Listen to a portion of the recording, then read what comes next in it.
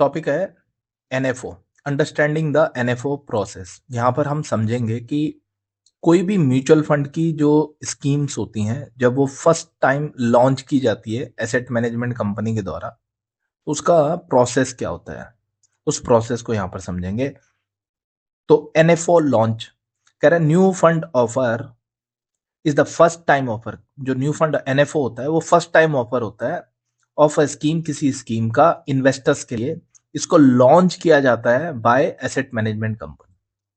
तो कोई भी स्कीम का जो जन्म होता है ना वो एनएफओ के थ्रू होता है, ठीक है। और एनएफओ के थ्रू ही कोई भी स्कीम जो है फर्स्ट टाइम पब्लिक के लिए आती है, पब्लिक के सामने आती है। और जब फर्स्ट टाइम पब्लिक के सामने आती है तो उसके कुछ स्टेप्स होते हैं, प्रोसेस होता है, वो समझते हैं। तो सबसे पहले एनएफओ की एक ओपन डेट होगी, मतलब जिस तारीख से वो एनएफओ स्टार्ट हो गया। यहां हमने एग्जांपल के लिए 1 जनवरी को पकड़ा है, 1 जनवरी को। तो इस 1 जनवरी से मतलब ओपन डेट से इन्वेस्टर एनएफओ में इन्वेस्ट करना स्टार्ट कर सकता है, ठीक है। तो ये हो गया एनएफओ ओपन डेट।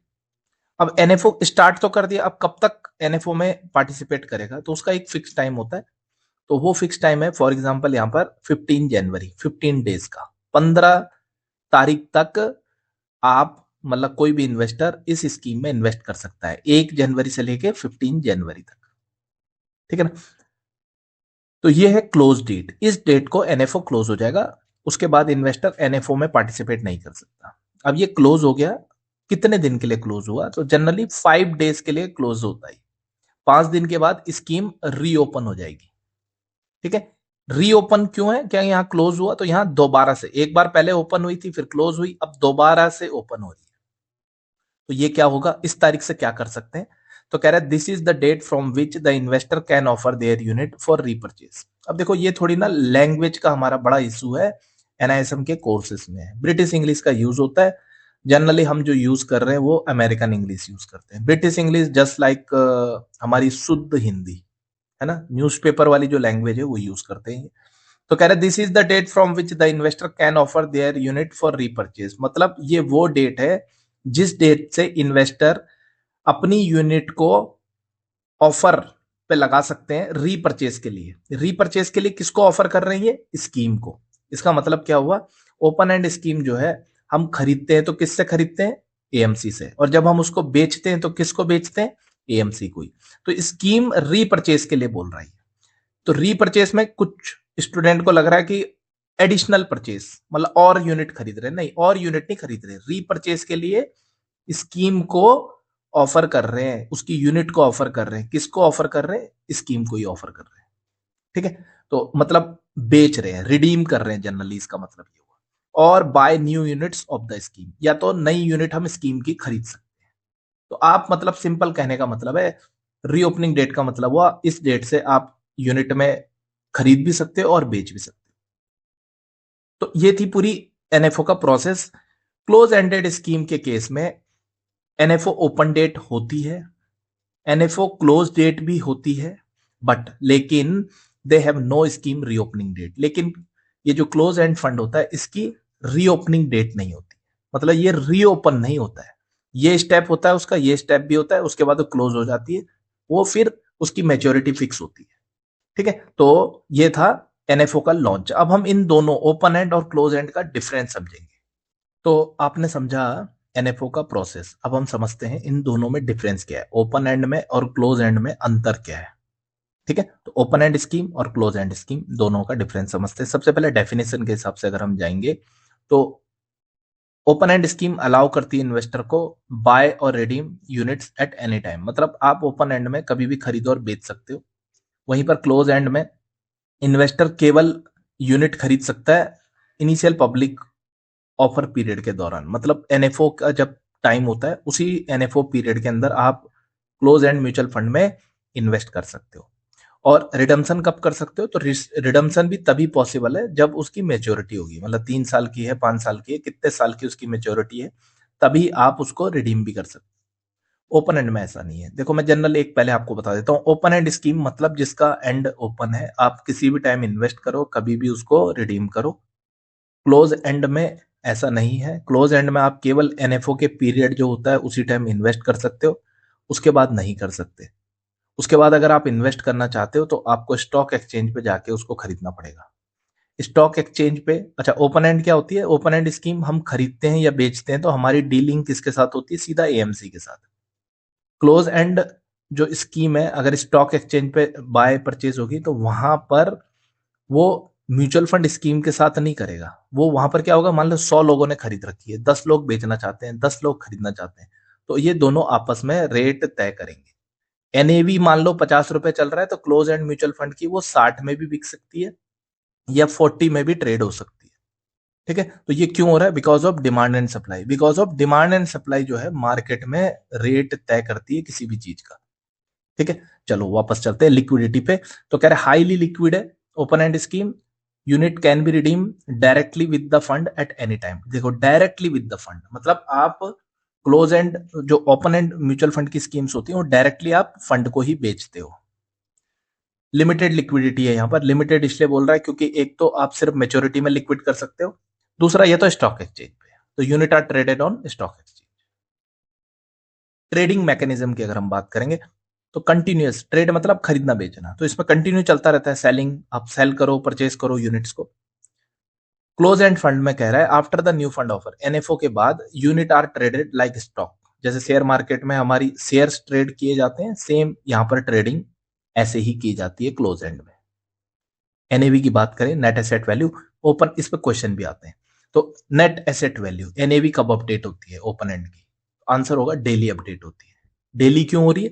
क्योंकि एनएवी के रेट पे खरीदना बेचना है, तो इसलिए रेट अपडेटेड होने चाहिए। क्लोज एंड के जो क्लोज एंड स्कीम है इसकी एनएवी कब अपडेट होती है? तो इसकी एनएवी अपडेट होती है वीकली, हफ्ते में एक बार। ऐसा भेदभाव क्यों हो रहा है? क्योंकि आपको पता है यहां पर एनएवी का तो कोई डायरेक्टली रोल नहीं है ना, रोज अपडेट ना भी हो तो चलेगी, क्योंकि एनएवी के रेट से ना तो हम खरीद सकते हैं ना बेच सकते हैं।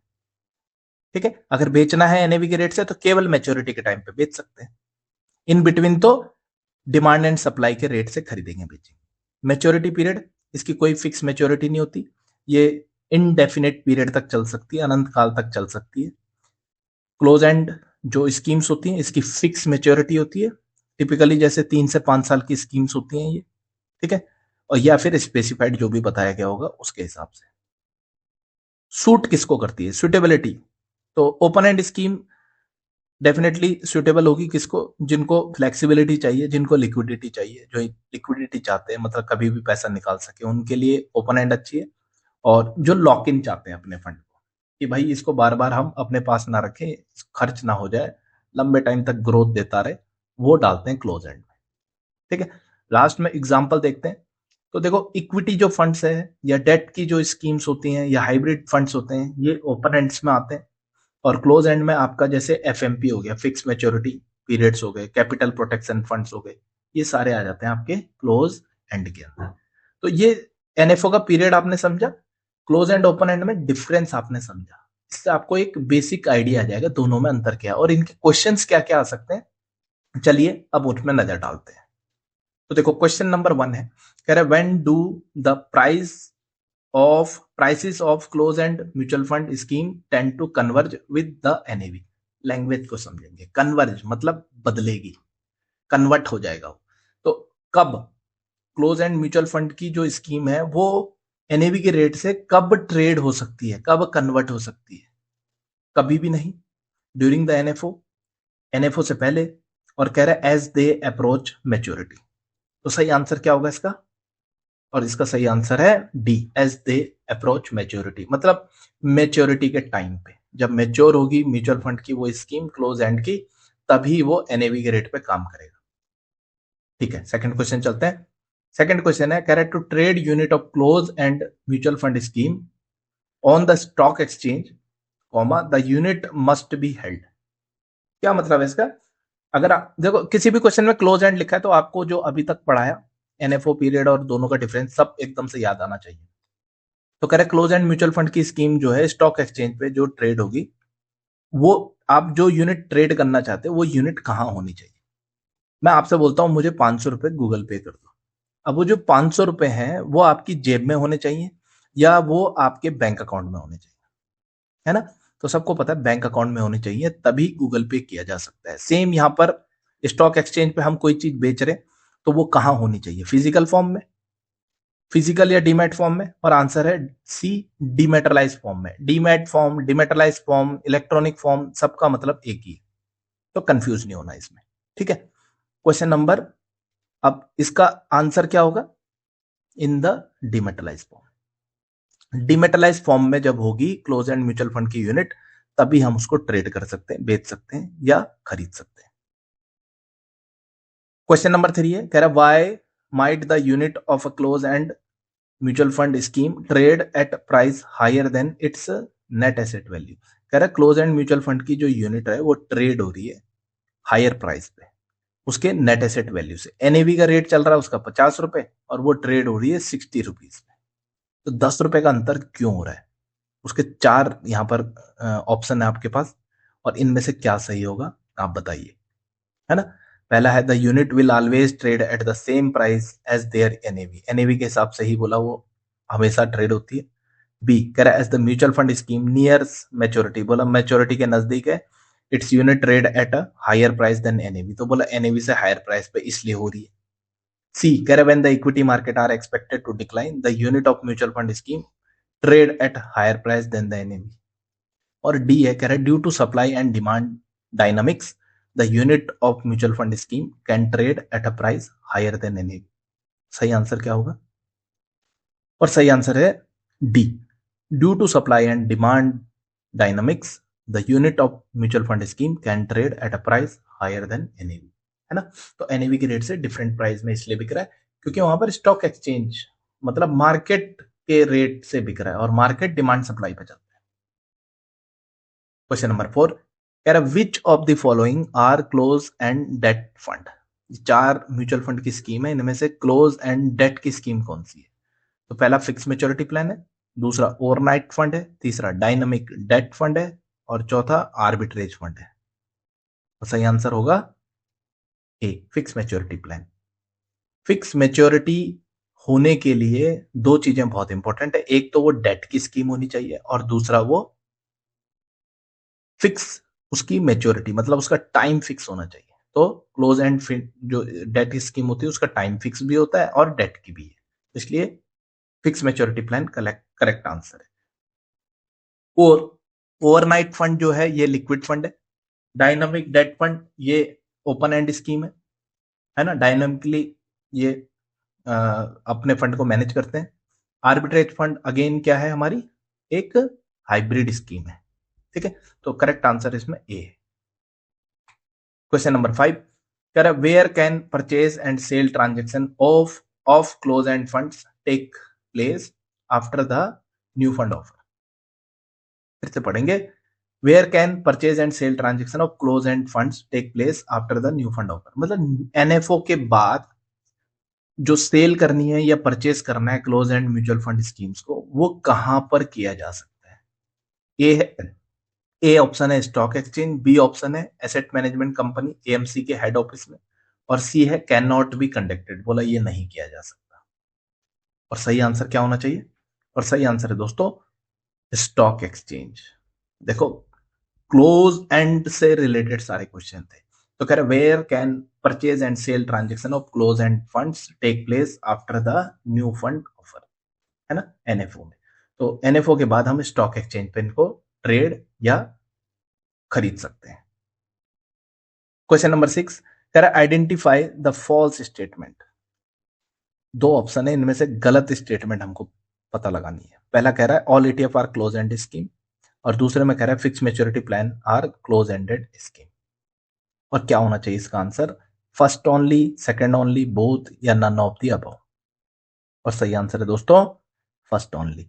देखो all ETF are close ended scheme, ठीक है, तो ये फॉल्स है। हमसे देखो ट्रू फॉल्स के क्वेश्चन में एक और गड़बड़ ना हो जाए, हमसे फॉल्स पूछा है, तो all ETF are close ended scheme, ETF close ended नहीं होती, ओपन एंडेड होती है, तो ये फॉल्स है, हमसे फॉल्स पूछ रहा है इसलिए हम इसको लगा रहे हैं। सेकंड वाला ट्रू है, fix maturity plan are close ended scheme, हाँ फिक्स मेच्योरिटी के लिए क्लोज एंड होना बहुत जरूरी है, ठीक है, तो ये इसलिए ये सेकंड वाला ट्रू है, फर्स्ट वाला फॉल्स है, पूछा हमसे फॉल्स था इसलिए फर्स्ट हमारा आंसर है, ठीक है। तो ये था हमारा छोटा सा topic open end close end में difference, open end close end से रिलेटेड क्या क्या क्वेश्चन आ सकते हैं, ओपन एंड में ऐसे क्वेश्चन भी आते हैं। ओपन एंड तो आपको अच्छे से समझ में आ जाता है। ओपन एंड एनएवी के रेट पे ट्रेड किया जा सकता है, खरीद भी सकते हैं, बेच भी सकते हैं एनएवी के रेट पे, ठीक है ना। तो ये था हमारा छोटा सा टॉपिक, और वीडियो अगर अच्छा लगा हो तो प्लीज इसको सब्सक्राइब कीजिए। हम अब फिनेंस से जुड़े हुए कोई भी टॉपिक नहीं छोड़ने वाले। अब हम नए कोर्सेस भी लॉन्च कर रहे हैं। एनआईएसएम जो 8 है, इक्विटी डेरिवेटिव, वो भी, रिसर्च एनालिसिस भी, और पोर्टफोलियो मैनेजमेंट सर्विसेज भी जल्दी हम लेकर आने वाले हैं। तो अगर किसी को भी लाइव क्लासेस करनी हो तो वो हमसे कांटेक्ट कर सकते हैं। Thank you so much video watch करने के लिए।